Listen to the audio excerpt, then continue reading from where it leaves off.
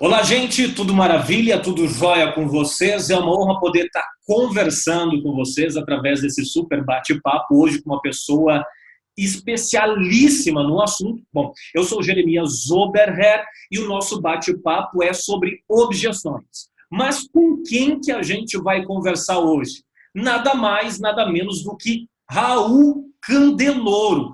Na verdade, dispensa apresentações para você que é do mundo das vendas. Provavelmente você já conhece. Muito boa tarde, boa noite ou bom dia, dependendo do momento que você estiver assistindo. Raul, seja bem-vindo. Bom, eu queria agradecer, Jeremias, pelo convite e agradecer as pessoas que estão nos dando o seu tempo. É uma honra, né? Com tantas coisas que a gente tem para assistir hoje em todos os lugares, o fato da pessoa estar parando um momento do seu dia para repensar algumas coisas, procurar técnicas novas, procurar se aprofundar, para mim é um sinal de que a pessoa está numa jornada de crescimento. Eu fico honrado que ela tenha escolhido passar com a gente esse tempo. Então, você que está nos assistindo, super obrigado, e pode ter certeza que quando você terminar de assistir esse vídeo, você vai sair com um monte de anotações e de coisas importantes para fazer. Então, eu já vou dar uma dica, não sei se o Jeremias já ia falar ou não sobre isso, mas você sabe que eu sou professor, vou me adiantando aqui, ó, pega papel e caneta que você vai precisar, porque é muita coisa boa que a gente vai falar aqui hoje. Com certeza. Raul, para quem por acaso ainda não conhece Raul Candeloro, não conhece Venda Mais, compartilhe um pouquinho com a gente quem é Raul Candeloro, quem é Venda Mais. Por exemplo, para o pessoal ter uma ideia da onde você está conversando comigo hoje, esse contexto geral, por favor. Ok. Então, eu comecei a Venda Mais em 94, chamava Técnicas de Venda, e ela começou, na verdade, como uma ferramenta de apoio quando eu fazia treinamentos de vendas. Eu tinha uma agência e vendia campanhas para que os empresários recebessem fluxo maior de clientes. Quando eu comecei a notar que esse fluxo maior não se transformava em vendas, eu comecei a me aprofundar por que isso acontecia. Eu estava só na parte de marketing a princípio, e aí eu comecei a entrar na área de vendas, vi que os vendedores não sabiam vender, essa era a triste verdade. Então, comecei todo o processo e na sua técnica de venda, ela foi evoluindo para Venda Mais, e hoje a Venda Mais é um grupo. A gente tem a revista, a gente tem a parte do Instituto Venda Mais, que são os cursos de EAD, a gente tem uma empresa de treinamentos, a gente tem uma empresa de consultoria, a gente tem uma franquia de escolas de vendas, tudo 100% focado. Então, desde 94, a única coisa que eu faço é dedicar todo meu tempo, minha energia, tudo que eu estou pensando o tempo inteiro, essa biblioteca inteira que você está vendo aqui, é tudo sempre pensando a mesma coisa, é como é que eu posso fazer com que as pessoas que nos acompanham, nos assistem, leem nossos artigos, né, vão nas palestras, fazem os treinamentos, estão nas mentorias. Jeremias faz parte desse grupo assim, de pessoas que eu tentei juntar esse grupo de pessoas que são do bem, né, pessoas legais assim, e focadas em melhorar vendas. E essa é a nossa missão, então, ajudar as pessoas que realmente querem melhorar, porque essa é outra decisão que eu tomei na minha vida. Tem gente que não adianta, infelizmente, a pessoa parece que ela está empacada, ela quer repetir o seu ciclo. Essas pessoas é um outro processo que você vai fazer do coaching, vai falar de outras coisas. Mas, de verdade, a nossa missão é quem está realmente procurando o material, a gente quer ajudar nessa missão de ajudar o Brasil e os vendedores do Brasil a venderem mais e melhor. Então, como parte desse processo de crescimento, eu comecei a trabalhar com algumas empresas nos Estados Unidos, recebi um convite para vir para cá. Chegou um momento onde eu tinha que decidir se eu trabalhava nos Estados Unidos ou no Brasil, e aí minha esposa disse, eu quero morar nos Estados Unidos. E eu falei, mas eu quero trabalhar no Brasil. E aí eu fico, então, agora indo e voltando, né? Você sabe que nessas horas de decidir, quem manda de verdade não é a gente. Aí, então, minha esposa falou, vou morar aqui, então tá bom, tá decidido.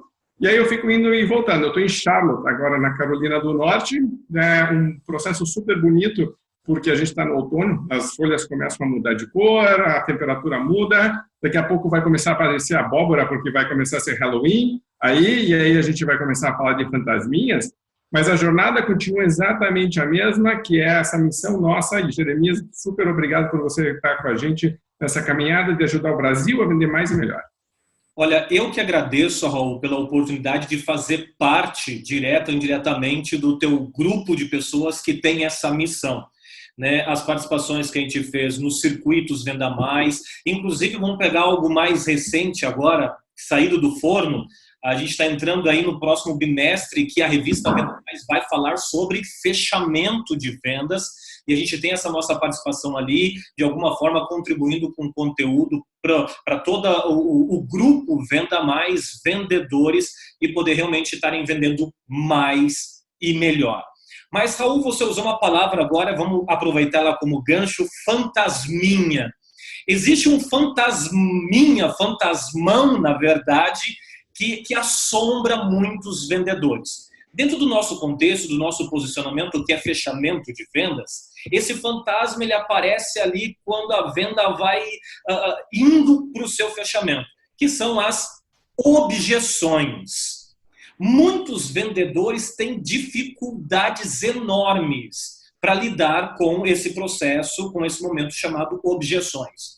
Na sua experiência, com todo o seu conhecimento, por que esses vendedores, essas equipes têm essas dificuldades com algo que é natural na venda, as objeções? Eu acho que tem uma série de componentes aqui e a gente precisa trabalhar algumas coisas. A gente, na Venda Mais, trabalha o chá das vendas. Então, quando eu comecei a trabalhar em treinamento de vendas, uma das coisas que eu vi foi eu preciso me organizar na forma como eu passo conteúdo para as pessoas, para elas poderem entender onde que a gente está, para onde que a gente está indo, o que está faltando. Então, a questão das objeções, se você parar para ver, ela vai começar a aparecer dentro dos passos da venda depois de você fazer a proposta de valor, certo? Então, dentro dos passos da venda que a gente defende, a gente vai trabalhar primeiro o planejamento, a prospecção, depois a abordagem, o levantamento de necessidades, a proposta de valor. Quando eu faço a proposta de valor, começa a aparecer objeção. Antes da proposta é muito raro acontecer. Se acontecer uma objeção antes, é porque eu não qualifiquei corretamente e não prospectei corretamente. Estou falando com a pessoa errada, então né, ela claramente está dizendo não sou eu. Quando aparece uma proposta de valor e eu começo a lidar com objeções, os vendedores interpretam da maneira errada uma objeção. Quando eu reposiciono, uma das principais dicas que eu dou, quando eu vou falar sobre isso, é você precisa ressignificar a objeção. A objeção é o pedido de mais informação. Uma pessoa que não está interessada, raramente usa objeções da forma como uma pessoa que está interessada vai usar. Quando uma pessoa está me dando seu tempo, sua energia, está me dando seu foco, todo mundo está com a vida super corrida hoje, mas a pessoa ainda para me fazer uma objeção, é porque ela, de certa forma, está me dando mais espaço, ela está me dando mais tempo, ela está me dando uma oportunidade de mostrar o meu trabalho, de eu poder argumentar, de eu poder agregar valor. E aí os vendedores interpretam a objeção como um obstáculo, como uma coisa negativa. Então, a primeira grande dica para mim seria ressignifique isso. Veja a objeção como uma grande oportunidade. Tem um estudo que uma empresa americana fez, chama Gong, que eles fazem estudos com ligações e visitas de vendas. E um dos gráficos que eu tenho nas apresentações que eu mostro é que quanto mais perguntas os clientes fazem, mais existe a probabilidade de fechar uma venda. Então, os bons vendedores estão estimulando perguntas dos clientes. Inclusive, então, vem uma segunda grande dica que é, se eu sei que, de maneira comum, algumas objeções geralmente surgem, eu, como bom vendedor ou boa vendedora, posso estimular o assunto antes dele surgir. Então, isso chama esvaziar uma objeção. Certo? É quase como se eu trabalhasse antes para evitar que ela surja depois. Quebrar a objeção, quebrar a objeção antes que ela apareça. Exato. Colocar a resposta dentro do processo da venda. Exato, mas muitas vezes eu posso até fazer com que o cliente pergunte isso porque eu estimulei ele a fazer uma pergunta. Então, veja que a conversa começa a mudar, porque outra coisa que eu vejo é que os vendedores vão muito fechados no que eles vão falar. E quando o cliente apresenta uma objeção, ele também não tem muita argumentação. Porque ele não recebeu treinamento, porque ele não recebeu preparo, porque ele sempre fala a mesma coisa e às vezes isso funciona, às vezes não funciona, porque ele não está aberto a testar coisas novas, porque os vendedores, por exemplo, são muito ruins de estudar técnica. É impressionante. Se você colocar na internet 10 maneiras de contornar objeções, vai aparecer artigo meu, teu, do Marcelo, do tipo 500 mil, tem muita coisa boa. Mas o cara fica sempre emperrado na mesma ferramenta. Eu sempre digo que uma pessoa que tem um martelo, tudo vira prego. Né? Então, essa coisa de você desenvolver novas técnicas e estar aberto a você repensar a tua forma de responder é super importante. Mas note, então, que eu posso trabalhar preventivamente para não quebrar uma objeção, mas até para evitá-la. Certo? Porque ela nem surge. Eu já falo sobre isso e já estimulo o cliente a perguntar mais coisas sobre isso. Isso muda a postura do vendedor de ser com que muitos roteiros são falsos diálogos. Ele não é um diálogo de verdade, ele é um monólogo, onde eu vou avançando e fazendo com que o cliente responda sim ou não, não sei o quê, mas eu não estou de verdade fazendo um diálogo. Então você precisa ter uma vendedora que está mais seguro na sua postura de vendedor. É uma postura mais de especialista e de uma conexão maior, uma empatia maior com o cliente para entender realmente qual é a necessidade. Então, se você parar para pensar, a gente falou de ressignificar, a gente falou de prevenir, antes de estimular perguntas, a gente falou de estar sempre aberto a procurar novas formas e a entender, principal de tudo, né, de que é uma grande oportunidade. Legal. Agora, a próxima pergunta que pode surgir é o seguinte: eu tenho a minha equipe e ela tem problemas de lidar com as objeções. Eu já ouvi de empresários, né, que a minha equipe foi visitar, e até mesmo eu fui visitar, apresentando o nosso trabalho, e a gente já ouviu o seguinte: olha, se ele quer melhorar, se ele quer participar de um treinamento, isso é responsabilidade dele, ele que vai por conta dele. Talvez um vendedor ou até mesmo algum empresário, líder que está assistindo a gente nesse momento, está com a seguinte pergunta: ok, isso é responsabilidade, se desenvolver, melhorar a quebra de objeção. É responsabilidade do empresário, do líder, do vendedor. Da onde surge isso? Veja, a resposta é todo mundo que tem interesse em melhorar isso. E aí, então, eu diria, é interesse do vendedor? Deveria ser. Melhorar a sua taxa de conversão, a sua taxa de fechamento? Deveria ser. Né? Você lidar proativamente, de maneira mais eficiente com objeções, vai aumentar a tua taxa de fechamento. Então, o vendedor deveria estar, a vendedora deveria estar interessado. O gerente quer que a equipe bata, supere metas? Sim. Então, com certeza absoluta, deveria estar interessado também. O diretor quer que a sua equipe bata as metas de maneira mais consistente? Com certeza absoluta também. Veja que uma das coisas perversas que acontece quando uma equipe não está treinada a lidar com objeções é que a forma dela de lidar com objeções é começar a dar descontos.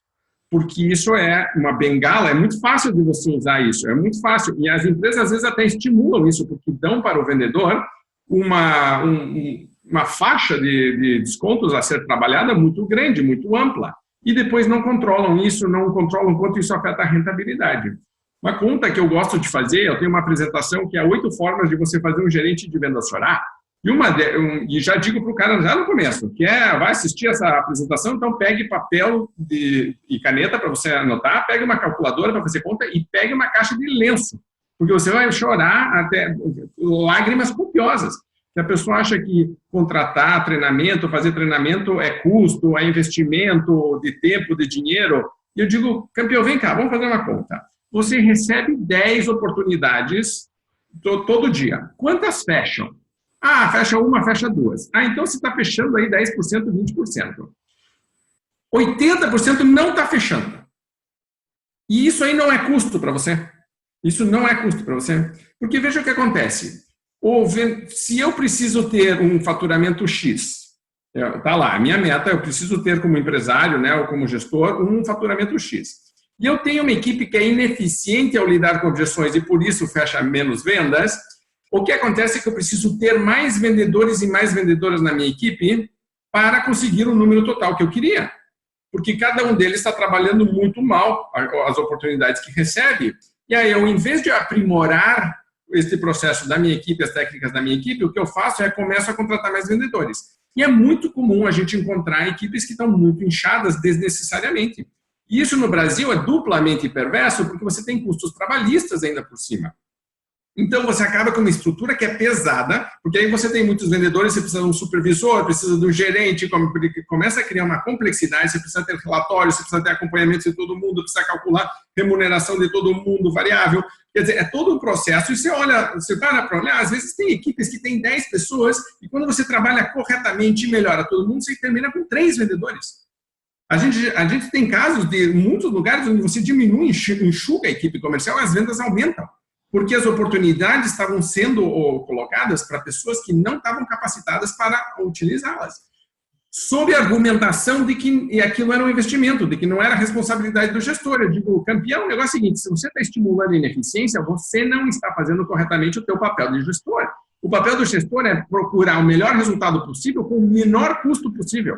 E isso só se consegue capacitando a equipe, senão você não consegue fazer. Você vai precisar rever processos, talvez você tenha que fazer algumas coisas diferentes, mas de verdade mesmo, não adianta você achar que você vai ter uma equipe de 10 e que alguém vai te salvar ali, que é muito comum. Você tem 2 ou 3 que são campeões de vendas, tem 2 ou 3 que são mais ou menos, e tem uns 4 ali que estão só ali, né, rodando, coitado, não chega a lugar nenhum. Outra coisa que eu vejo é que isso é perverso para o próprio vendedor ou para a própria vendedora, que acaba tendo um padrão de vida mais baixo do que realmente merece. A pessoa está dedicada, coitada, não é culpa dela, é que ela não foi capacitada, mas também, muitas vezes, ela não tem a iniciativa, ela mesma, de procurar essa capacitação. De ela mesma vender para dentro da empresa a importância desse processo de melhoria contínua. Os japoneses têm essa palavra do Kaizen, né, que é de melhoria contínua, e eu acho que isso é super importante. Então, uma das coisas que eu também recomendo é que passe a ter um indicador de performance que seja taxa de fechamento. Quando eu trabalho em cima de um número, que é um indicador de taxa de fechamento, por exemplo, um indicador de performance, eu começo a olhar para a minha equipe e dizer quem é que está com os melhores números. Por que está com esses melhores números? E eu começo a aprender dentro da minha própria equipe o que funciona, o que não funciona, o que são os melhores, para poder replicar para os outros as melhores práticas. Veja que o próprio vendedor, a própria vendedora, que é organizada, vai começar a olhar esse número e vai começar a dizer, espera aí, por que eu estou indo bem? Por que eu fui melhor do que o mês passado? Por que eu fui pior? Por que o fulano, a fulana tem um número que é muito melhor do que o meu? E aí você sempre vai começar a se aprofundar e você vai começar a subir no processo da venda. Então, meu fechamento não está bom. Por que não está bom? É porque a negociação talvez não tenha sido muito boa. Por que a negociação não foi muito boa? Porque eu não estou lidando bem com objeções. Por que as objeções surgiram? Porque eu não respondi corretamente. Minha proposta talvez não tenha sido correta. Talvez o meu levantamento de necessidades não foi aprofundado. Talvez a forma como eu abordei não entrei em sintonia emocional com o cliente. Quer dizer, veja que um único número faz com que você comece a olhar e olhar para cima. Mas eu não vejo essa visão um pouquinho mais analítica do processo. É tudo muito na base da motivação, tudo mais do oba-oba, e gente especializada de verdade técnica, e isso eu estou falando um pouquinho mais, me estendendo, qualquer coisa me interrompa, por favor, Jeremias, mas até foi uma conversa que eu tive com você uma vez, dizendo, Jeremias, não tem ninguém se especializando no Brasil em algumas áreas. E eu te perguntei, eu me lembro de ter perguntado, de verdade mesmo, onde que você sente que você faz diferença, qual que de verdade que você sente que é teu punch, onde que você tem tesão, que você sente que as pessoas têm tesão que dá resultado. Você falou, porra, qual é o fechamento? Eu falei, caramba, é por aí. E veja que no teu fechamento você trabalha tudo, e no dia que você decidiu isso, cara, depois você me manda e-mail dizendo, cara, não tenho mais agenda. Por quê? Porque você realmente está fazendo esse trabalho mais criterioso com as pessoas. Tem gente que acha que o fechamento é só chegar e dizer, e aí, vai levar? O fechamento, eu costumo dizer, você pode me corrigir se eu estiver errado, a quebra da objeção, a negociação e o fechamento, principalmente, ele é muito mais estratégico do que técnico. Ele começa lá no início do processo da venda, para ir mais a fundo, ele começa antes, na preparação, no planejamento, né? Então, resumindo a sua resposta, a responsabilidade da melhoria, a culpa de tudo isso é de todos dentro da empresa. Daí me faz lembrar 2 pontos. Primeiro, todos dentro de uma empresa são vendedores. Não é só o vendedor em si, o que tem a função vendedor. Eu costumo dizer no meu treinamento, não adianta o vendedor fazer um trabalho perfeito, a moça do caixa, o rapaz da entrega, ou o outro do faturamento, botar tudo no lixo, estragar com tudo. E dentro da parte motivação, eu costumo dizer, me corrija se eu estiver errado, que motivação pode ser um perigo para o vendedor. Porque a pior coisa que tem é um burro motivado. É o cara que está fazendo a coisa errada, vai em algo motivacional, sai de lá, vou arrebentar, me arrebentei.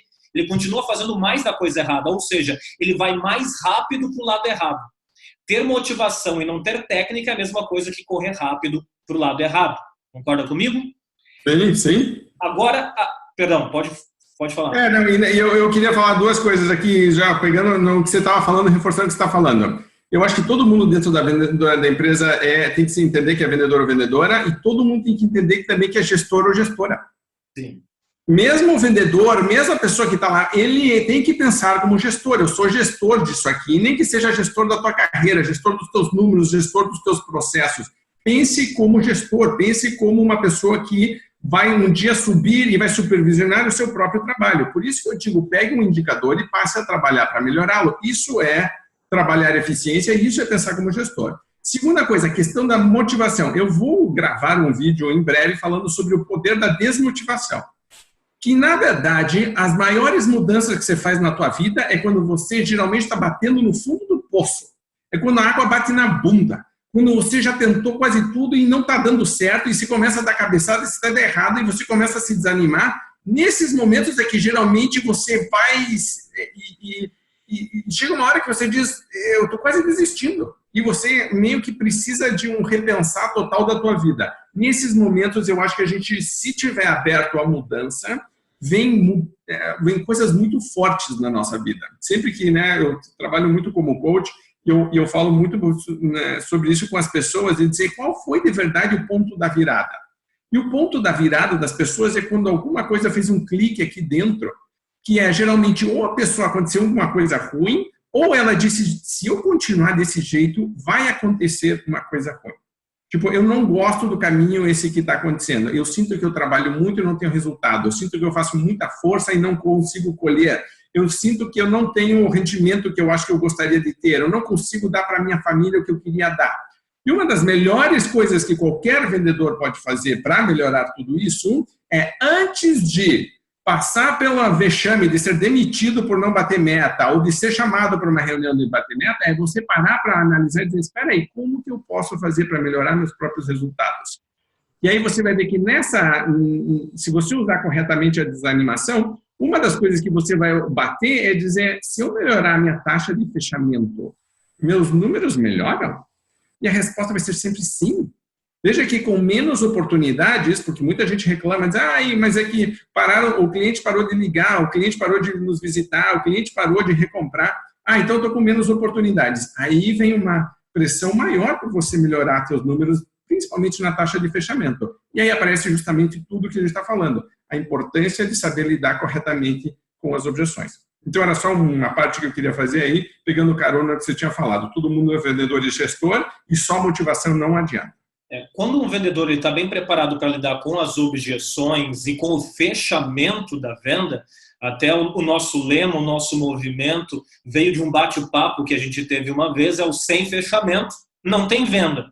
Lembra disso que a gente num bate-papo surgiu essa frase e até eu quero te agradecer por essa conversa que a gente teve que ajudou no nosso posicionamento. Por exemplo, palestrante de venda, uma expressão que a gente usa aqui no Sul. Palestrante de venda, você chuta uma moita, sai 30 correndo. Ok, começou o nosso posicionamento. Vamos parar de simplesmente palestrante de venda para treinamento de venda. Não só a parte motivacional, mas a parte prática e técnica. E ali dentro, o fechamento em si. Então, um dos grandes fatores que influenciou positivamente para o nosso posicionamento foi um bate-papo que a gente teve. Voltando, então, quando eu melhoro a minha quebra de objeção, o meu fechamento, eu me desgasto menos e o meu resultado ele é maior. Eu tenho uma qualidade de vida melhor, uma qualidade profissional melhor e o rendimento acaba sendo melhor e automaticamente isso vai gerar a verdadeira motivação. Exato, exato. E veja que interessante também que se eu sei lidar corretamente com as objeções, mesmo que naquele momento eu não feche a venda, o cliente sai com uma impressão muito positiva do processo. O que significa que lá na frente ele pode voltar a se interessar, ou pode ser que seja um momento mais adequado e feche uma venda, pode ser que ele me recomende e fale, então, embora não compre, pode ser que ele me recomende, e você cria um relacionamento muito mais positivo. Então, esse momento, porque não adianta nada você fazer uma abordagem super linda, maravilhosa, entrar em conexão, em sintonia, tudo, aí o cliente começa a apresentar objeções e o vendedor se embanana todo, se empipina todo, não sabe responder, ou às vezes é rude, ou às vezes é seco, ou às vezes é inseguro, quer dizer, desmonta todo, aquela sintonia que tinha sido criada antes, aqui ela se desmonta. Então, veja a importância do assunto que a gente está falando hoje. Sim. A próxima pergunta, Ru, ela é dividida em duas, na verdade. Primeiro, sou líder, sou gestor, sou gerente de vendas. O que eu, como gestor, posso começar a fazer agora para melhorar os resultados da minha equipe? Assunto objeção. A segunda parte é, sou vendedor e estou assistindo essa aula. O que eu, como vendedor, como profissional de vendas ou representante, posso começar a fazer agora para melhorar os meus resultados? Assunto objeção. Tá. De verdade mesmo, eu acho que as duas coisas são meio parecidas. Eu vou começar pelo gestor, mas o vendedor, a vendedora inteligente que está assistindo, está dizendo, pô, isso se aplica a mim também. Porque o que eu vou dizer para o gestor é o que ele deveria fazer. O gestor tem uma visão um pouquinho mais ampla, porque ele está olhando para toda a equipe. Então, a questão de ter indicadores é super importante. Então, exatamente qual é o indicador que eu vou usar? Eu gosto muito, por exemplo, taxa de conversão ou taxa de fechamento. Gosto muito disso. E para quem não sabe calcular, todo mundo provavelmente calcula de um jeito ou de outro, mas é número de oportunidades dividido por vendas fechadas. Então, recebi 10 contatos, seja lá qual for o formato, fechei 2 vendas, minha taxa de conversão é de 20%. Então, esse é um indicador super importante. Mas veja que o vendedor também poderia estar calculando isso separado, né? Mas eu tenho curiosidade. Eu, por exemplo, se eu fosse um vendedor ou uma vendedora, hoje estivesse nessa posição, seria uma curiosidade natural minha. Qual que é a minha taxa de fechamento? Porque senão eu não consigo nem me programar. Como que eu sei quantos clientes eu tenho que contatar esse mês se eu não sei minha taxa de fechamento? Eu não consigo nem programar meu dia, eu não consigo trabalhar com agenda. Se eu tenho esse número, eu já consigo me programar. Eu digo, pô, espera aí, eu preciso fechar 3 vendas essa semana, eu tenho 30% de conversão, eu preciso falar com 10 empresas ou pessoas, eu começo a ter uma visão mais proativa do processo de venda. O gestor tem que ter isso com certeza absoluta. Outro indicador que eu gosto muito é valor médio de compra.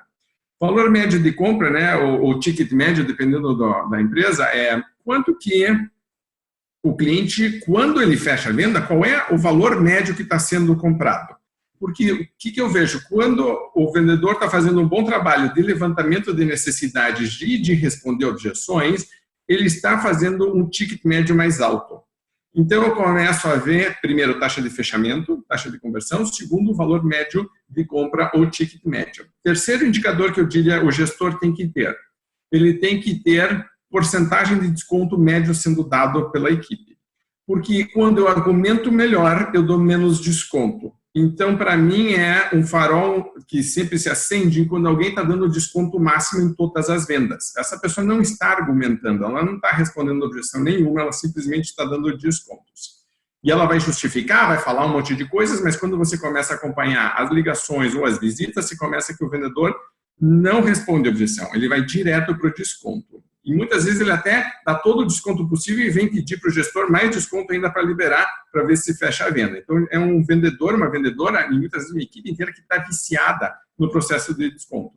O Caetano falou uma coisa que eu acho super interessante, que ele diz, desconto faz parte do jogo, mas não pode ser o jogo. Cláudio Lobo também diz isso. Inclusive, citei eles na minha coluna para a Rádio Novo Tempo essa semana, quando eu falei...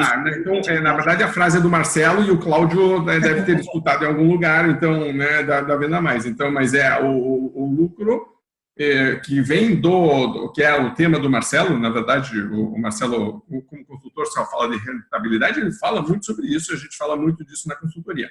Mas então você veja que você tem alguns indicadores aí para trabalhar. Você tem taxa de conversão, você tem valor médio de compra, você tem o desconto médio sendo dado. Em alguns lugares a gente gosta de trabalhar com qual o mix que está sendo trabalhado. Porque aí você pode começar a ver, de novo, quem argumenta mais, quem argumenta menos, geralmente faz venda adicional, faz outras coisas. Principal coisa, então, para o gestor seria começar olhando, e não precisa complicar, escolha um deles. Se você não tem nenhum dos indicadores, hoje escolha um só, já é um grande avanço.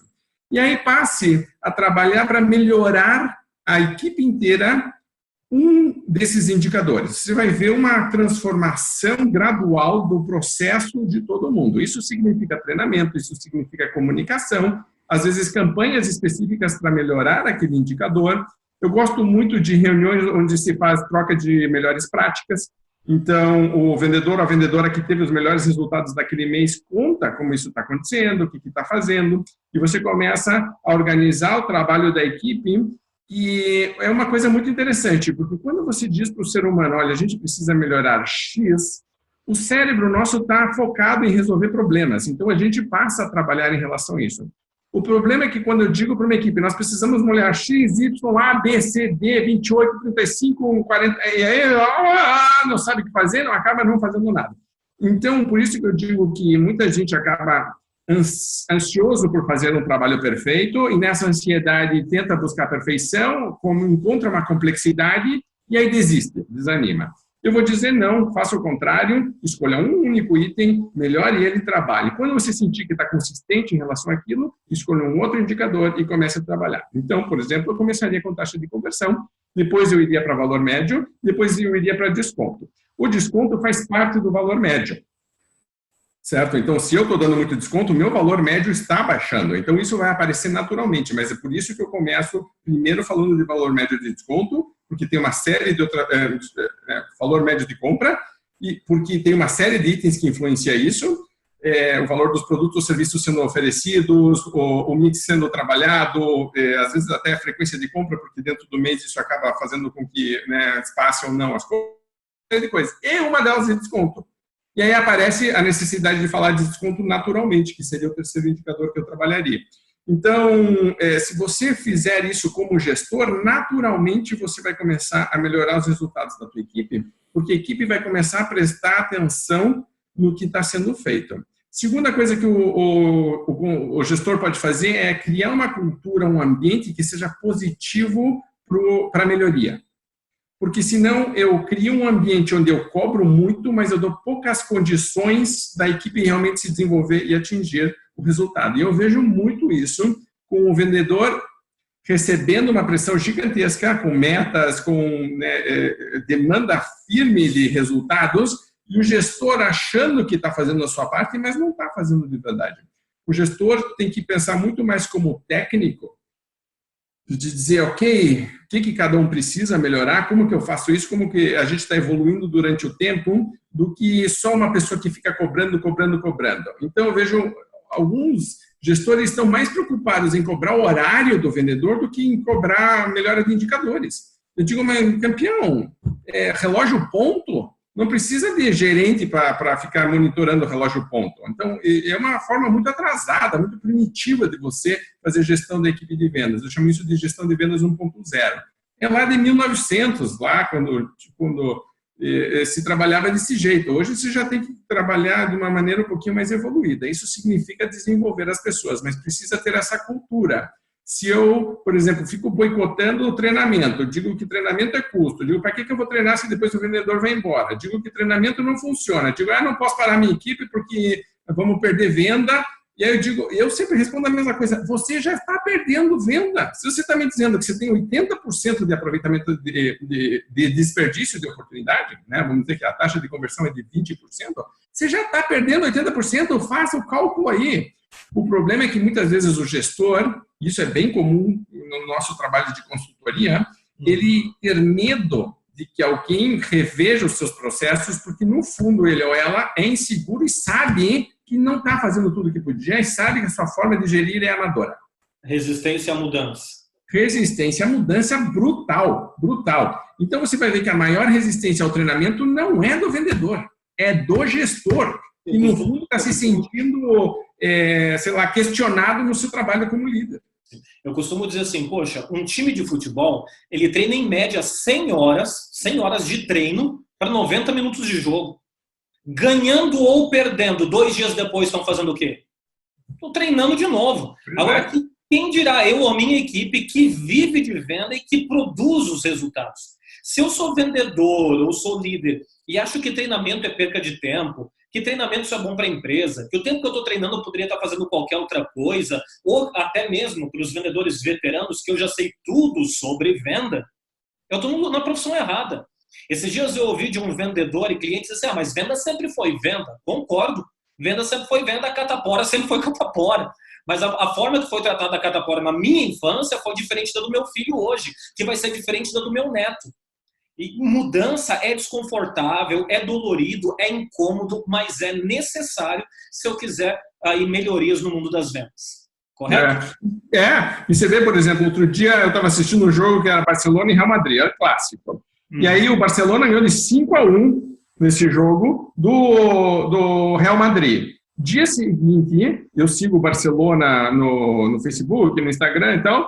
Dia seguinte, os caras estão treinando leve, porque foi uma partida não sei o quê, uns estão massagem, outros estão na bicicleta, outros estão fazendo giro, mas os caras estão treinando. O time que ganhou é o time que perdeu. E os caras já são milionários e já são os melhores do mundo. Não tem papo furado de que, pronto, eu ganhei de 5-1, sou o rei do mundo, já sei tudo. Não, eu já treinei a semana passada, agora essa semana eu não preciso treinar mais. E um ponto importante, a gente precisa frisar, até inclusive está na Venda Mais do último mestre que fala sobre treinamento, né? Que treinamento é um processo, não é um evento. Né? Treinamento não é a convenção de vendas anual da empresa onde vai ter uma palestra de venda. Treinamento ele é um processo contínuo, certo? Então, veja, quando a gente estava falando do gestor, do que ele pode fazer, e que eu estava falando de criar um ambiente positivo para a melhoria, eu começaria a ver, por exemplo, quando eu tenho uma reunião, existe reunião semanal de vendas, por exemplo, isso já para mim seria uma pergunta para o gestor. Segundo, quando você vai para a reunião de vendas, você vai com uma atitude positiva para revisar o que está funcionando ou você só vai para cobrar o que não está funcionando? Lavar roupa suja. Exatamente. Então, veja, as duas coisas são importantes, cada um tem seu momento, mas se eu pegasse, sei lá, 60 minutos, 90 minutos da reunião, qual foi a porcentagem usada para realmente crescer e melhorar e qual foi só de dar bronca e de cobrar? Então, às vezes está muito desequilibrado isso. Outro indicador que eu teria, e eu gosto muito de ver, é qual é a taxa de treinamento da tua equipe. Então, tipo, horas de treinamento, e em muitos lugares não é horas de treinamento, é segundos de treinamento. Porque a pessoa colocou lá um vídeo e pronto, falou que treinou, mas não tem uma discussão, não tem um aprofundamento, não tem uma preparação do gestor para a reunião. Então, isso tem que estar muito claro. Então, veja que essa seria a função do gestor. Se a gente fosse, depois a gente poderia falar de treinamento específico para isso, de ter verba para isso, de ter, sabe, tipo, mas acho que o principal é, se você tem indicadores e você tem um processo de melhoria contínua que começa pelo próprio gestor, você já está muito avançado. Depois, se você quiser se aprimorar ainda mais, ótimo, maravilha, e a gente começaria a falar de todos os itens da roda da liderança, mas acho que esses dois são os principais. Sim. Eu prefiro dar menos e a pessoa fazer do que ficar dando 18 coisas e a pessoa não fazer nada. Em relação ao vendedor, eu diria, veja que eu vou quase que repetir a mesma coisa, mas é ir com uma visão do vendedor ou da vendedora. É de você começar a ter uma grande paixão por acompanhar teus números. É uma curiosidade, quase que eu chamo de curiosidade intelectual, mas é uma curiosidade de dizer como que eu estou indo. O que eu estou fazendo está funcionando? Eu acho super interessante que as pessoas gastam uma boa parte do seu dia no trabalho. Muito do que ela é, de quem ela é, do dinheiro que ela vai ter, das coisas que ela vai conseguir comprar ou não comprar, das coisas que ela vai conseguir dar para a família ou não dar para a família, das coisas que ela vai conseguir fazer, né? Vou poder viajar, vou poder fazer coisas assim, dependem da nossa remuneração como vendedor ou como vendedora. Ou seja, depende do nosso resultado. E aí você vê uma falta de curiosidade da pessoa, da iniciativa dela mesma começar a dizer como que eu melhoro isso? E não é uma coisa negativa, uma cobrança. Se você tem a segurança de que você é uma pessoa boa, correta, tá? Trabalhando, é batalhadora, é natural você dizer, se questionar e dizer como que eu melhoro o meu processo. Então isso significa estudar, isso significa você olhar, isso significa você testar coisas novas. Então, por exemplo, fui fazer um curso do Jeremias. O Jeremias lá me deu 8 técnicas. Acabou o curso, certo? Acabou o workshop com o Jeremias, foi todo mundo para casa, pensou lá não sei o quê, papapá, dia seguinte lá está todo mundo para... Quantos de verdade estão usando a técnica que o Jeremias ensinou? Provavelmente poucos. Muitos deles vão precisar de um reforço, vão precisar de uma relembrança. Alguns vão dizer, não, isso aí não funciona, e vão voltar ao modelo antigo que já não estava funcionando. Então, veja aqui, aí a gente fala muito de mindset. A pessoa está repetindo um processo que não funciona e, ao ser apresentado por um novo processo, ao invés de ela pegar os melhores elementos do novo processo e dizer, bom, vou experimentar já, né? Ou vou fazer, ou realmente isso aí funciona. Não, ela começa a usar toda a sua capacidade intelectual para boicotar ou para achar falhas no outro processo novo. Por quê? Porque é diferente, aquilo que a gente estava falando da acomodação. E a acomodação num lugar onde a pessoa está, que não é condizente com o seu potencial de ajudar o mundo a ser melhor, porque, veja, nós como vendedores estamos ajudando nossos clientes a resolverem problemas, é basicamente isso. Quando eu não vendo, uma coisa, por exemplo, me dói muito. Eu tenho um produto que é um pouquinho mais caro do que o da concorrência, mas é bem melhor. Acontece o tempo inteiro. O meu serviço é um pouquinho mais caro, mas é bem melhor. E eu não tenho argumentação para fechar uma venda e eu começo a perder vendas. Eu começo a ter clientes que estão comprando um produto inferior porque eu não tive competência de argumentar corretamente. Quem que perde? O cliente perde que está com um produto inferior. Eu perco porque eu não estou sendo remunerado. A minha empresa perde porque está sendo remunerada. Quer dizer, o processo todo é muito negativo. Então, o vendedor ou a vendedora, uma das principais coisas que eu digo é, tenha essa curiosidade de começar a olhar seus números. Quando você começar a olhar seus números, comece a pensar por que eles estão assim, o que eu posso fazer para melhorar. E essa jornada de crescimento, ela não termina nunca. Essa história de que, então pronto, eu fiz um curso, pronto, eu li um livro, pronto, assisti um vídeo, acabou? Não acabou. E se acostume com essa ideia de que eu, por exemplo, vejo que as pessoas que realmente estão evoluindo bloqueiam uma parte do dia ou uma parte da semana, nem que seja 5, 10 minutos, 15 minutos, para dizer, eu vou ler, eu vou ver um vídeo, mas sem me perder, porque daqui a pouquinho a pessoa diz, vou entrar no YouTube para ver os vídeos do Jeremias, ou do Candeloro, ou de seja lá quem for, e daqui a pouco a pessoa está vendo o gatinho tocando piano, e pulando, e a Porta dos Fundos, e o Whindersson, e é tudo muito legal, tudo muito engraçado, mas a pessoa tem que começar a bloquear e dizer, espera aí, isso é importante para a minha vida, isso é importante para o meu resultado. Uma coisa que eu notei é, quem é bom de vendas leva as coisas que aprende para todas as áreas da vida. Eu aprendo a argumentar com a minha esposa, com o meu filho, com o meu chefe, com a minha mãe, porque eu começo a entender como que funciona o processo de empatia, como é sintonia, por que as pessoas fazem o que elas fazem, como que eu lido com pessoas que pensam diferente. Então, eu melhoro como ser humano de verdade. Esse processo de você buscar esta melhoria contínua para o vendedor seria a minha grande dica. Eu poderia dar, e tem N, vamos falar de técnicas de fechamento, tem um livro só de técnicas de fechamento, você também tem todo o seu material, mas o que eu vejo é que isso não funciona se a pessoa realmente não estiver aberta antes a dizer, espera aí, eu realmente quero melhorar. Então, para o vendedor, para a vendedora que está nos assistindo, minha grande dica seria, esteja aberto, esteja tranquilo, e note que no começo pode ser desconfortável, porque o processo de melhoria muitas vezes significa que você vai mudar o que você está fazendo agora, e isso é desconfortável, porque a gente sempre começa a aprender e tem a tendência de tentar voltar para o conhecido, porque lá é mais cômodo, lá eu sei como é que é, lá me sinto mais seguro, confortável, mas aí o processo de crescimento fica estagnado, se o tempo inteiro você fica voltando para o modelo anterior. Você tem que meio que acreditar no processo de melhoria e dizer, eu vou para a frente. Eu não quero olhar para um ano atrás e dizer, nossa, eu estou empacado, eu sou a mesma pessoa, estou usando a mesma técnica, a mesma argumentação, que nem você falou aí, acho que era da catapora, assim, do tipo, vai ter. Mas a forma como eu lido, eu evoluí nisso.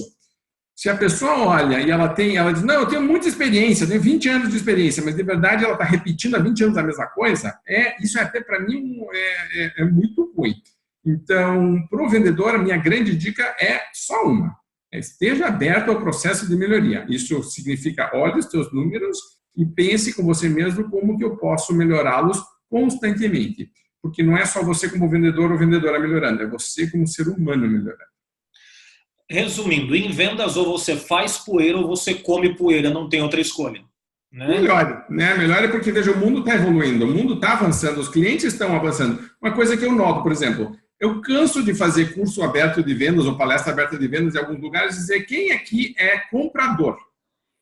E tem sempre 4 ou 5 compradores na plateia de 400, 500 pessoas, tem 4 ou 5 compradores. Aí eu pergunto para os vendedores, quantas vezes vocês foram fazer curso de compras? Nunca nenhum foi. Os caras não fazem nem curso de vendas. Imaginem fazer curso de compras do cara que é de vendedor. Eu digo, você está entendendo que o comprador está aqui fazendo o nosso curso para ele entender as nossas técnicas, para depois ele desmontá-las lá? Você não acha que você deveria estar lá também, né? Tipo, veja que o cara está muito... Pô, eu tenho dificuldade de negociar com o departamento de compras. Lógico! Os caras estão fazendo curso, estão fazendo treinamento, estão fazendo curso de negociação, estão super focados, tem indicador de performance, tem todo um processo em cima deles. Meu amigo, vamos lá. Tipo, não dá mais para ficar jogando como se você fosse timinho de terceira divisão. Ou você vai para a primeira divisão, você entende que você vai jogar nesse nível, ou fica aqueles times que cai para a segunda, aí fica lá, sobe para a primeira, cai para a segunda, aí cai para a terceira, aí todo mundo faz uma reunião, volta para a segunda divisão, não sei o que, esse ano agora vai. Fica, cai, quer dizer, não pode mais. Tipo, ou você decide que vai ficar sério, ou então não joga o jogo. Em outras palavras, não espere que a tua carreira te leve a sério se você leva ela na brincadeira.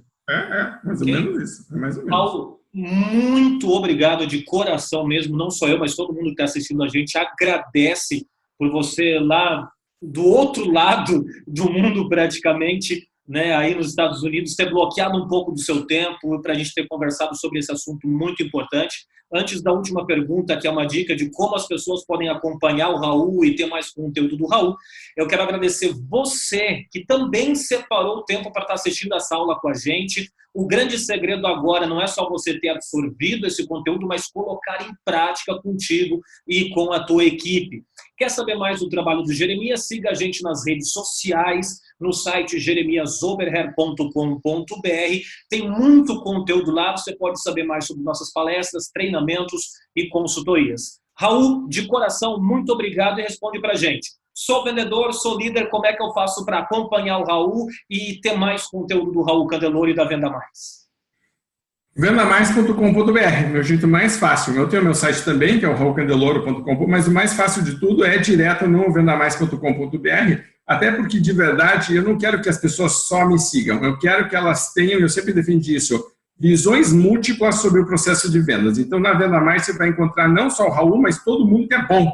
Eles estão lá, e aí acho que esse banho de conteúdo, de conhecimento, de habilidades, de atitude, de motivação, isso faz um bem danado para as pessoas. E então, se for lá com frequência, pegar os artigos, usar em treinamentos, é o melhor jeito. E é uma forma sei lá, a pessoa praticar tudo isso que a gente vem falando, né? Então, não é só assistir o vídeo, desliguei ele e pronto. Não, precisa essa alimentação contínua. Tem um especialista americano chamado Zig Ziglar, já faleceu, ele dizia que motivação, por exemplo, aqui nem banho, precisa todo dia, não é uma vez por semana. Eu digo a mesma coisa, você tentar melhorar como pessoa, como profissional, também é o mesmo exercício diário. Então, siga o Jeremias, siga a Venda Mais, siga todo mundo que é bom, e tem essas pílulas diárias, semanais, mensais de motivação, mas também de técnica, sempre lembrando de como colocar em prática. Eu sou coach, eu tenho focado muito em dizer, vamos parar de papo e vamos ir para a prática. Então tá, de tudo isso que a gente falou, qual é, de verdade, a grande sacada e como você vai aplicar. Então, se você me permitir, Jeremias, eu queria terminar essa minha parte aqui, passando já para você encerrar, mas para mim o grande desafio de quem está nos assistindo seria de tudo que você anotou, de tudo que o Jeremias falou, de tudo que o Raul falou, qual foi a grande sacada? Cada pessoa nos assistindo vai ter uma frase, um pensamento, uma sensação, uma emoção diferente de ok, como que eu coloco isso em prática? Isso significa o que exatamente na minha vida?